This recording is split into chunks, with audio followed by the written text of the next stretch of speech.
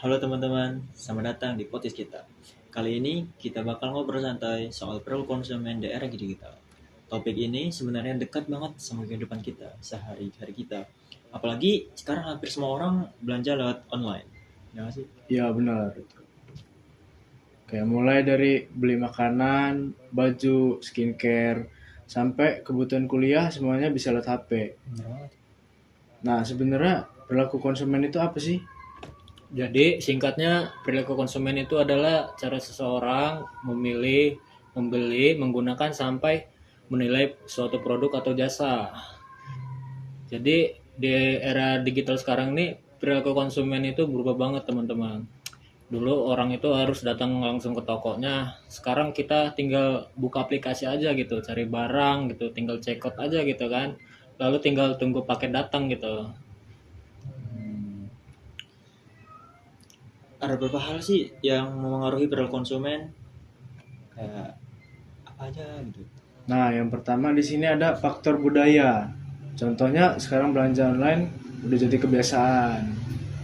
Budaya biasanya. Nah, terus yang kedua ada faktor sosial. Misalnya karena pengaruh teman, keluarga atau bahkan influencer di TikTok atau Instagram. Nah, yang ketiga itu ada faktor pribadi teman-teman, seperti umur, gaya hidup, pekerjaan, dan kondisi keuangan. Dan yang terakhir itu ada faktor psikologis. Contohnya itu pengalaman sebelumnya saat membeli produk. Biasanya biasanya sebelum membeli sesuatu orang akan sekedar dulu atau mereka butuh barang itu. Setelah itu mereka cari informasi sih biasanya, kayak lihat review di TikTok atau bandingin harga, cek promo, Heeh. baru akhirnya memutuskan membeli. Ya, benar. Karena kalau setelah beli ternyata puas, kan itu biasanya mereka bakal beli lagi nggak sih di toko yang sama. Iya Iya, benar itu. Benar. benar itu. Benar. Tapi kalau kecewa, ya biasanya langsung kasih review jelek kayak bintang Ya, satu, rating kayak, bintang 1. ya, jelek, nggak mau bakal beli di toko itu lagi. Ya, makanya memahami perilaku konsumen itu penting banget, teman-teman, di sini. Benar. Oke, selanjutnya kita lanjut ke segmen kedua, yaitu strategi pemasaran di era digital. Apa tuh Lang? Jadi kalau kita ngomongin pemasaran digital itu sebenarnya adalah cara kita menjual atau mempromosikan produk lewat media digital. Nah, contohnya itu apa Apa sih? sih? Contohnya itu? Contohnya itu ada dari Instagram, TikTok, Facebook, WhatsApp bisnis sampai marketplace seperti Shopee dan Tokopedia. Jadi strategi yang paling sering dipakai itu tentu sosial media marketing teman-teman. Sekarang media sosial itu bukan cuma buat hiburan aja, tapi juga jadi tempat jualan paling efektif. Benar juga sih. Banyak soalnya yang ngeliat TikTok gitu kan. Bener sih. Benar, benar. Kadang kita niatnya cuma scroll TikTok bentar, malah check out barang. Bener lagi. Iya kan? Bener lagi. Bener Nah, banget. itu masuknya bukti kalau pemasaran digital itu bekerja. Lalu ada juga setengah kayak content marketing. Itu artinya kita bikin konten yang menarik, bukan cuman jualan terus. Misalnya kayak influencer gitu, kan masih kayak kalian lihat kayak nge-review Iya, barang. sering lihat sih. Iya benar itu.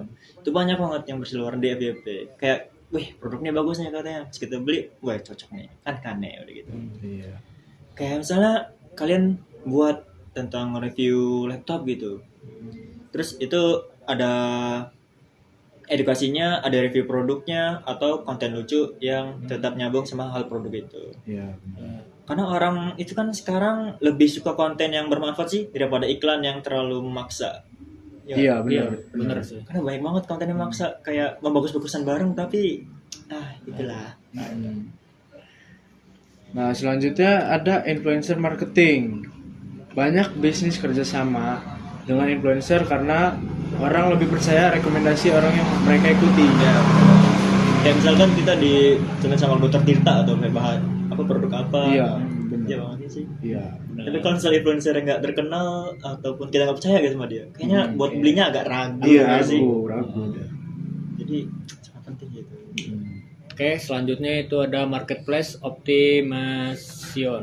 Indonesia. Ya, optimation ya. Jadi misalnya itu ada ada foto produk gitu harus bagus gitu dan deskripsinya jelas. ratingnya harus tinggi dan pelayanannya cepat gitu.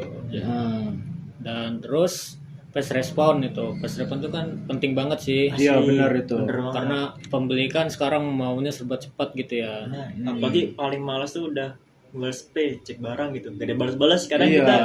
bete. Jadi nggak mood konsumennya. ya kan kita Iya. sih.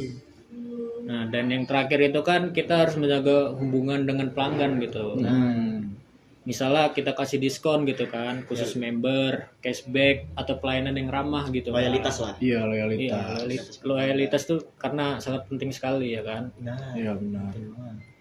Karena pelanggan yang puas itu biasanya akan balik lagi gitu. Iya benar itu. karena kalau misalnya kecewa, buat apa balik lagi? Iya. Aduh. Kecewa mah, udah ngapain balik Susah lagi? balik lagi. Kayak mantan. Waduh, kayak mantan lagi ya. Waduh. Langsung. Nah, di sini kita masuk ke segmen terakhir, yaitu Apa tuh, perilaku Bang? konsumen dalam lingkungan digital.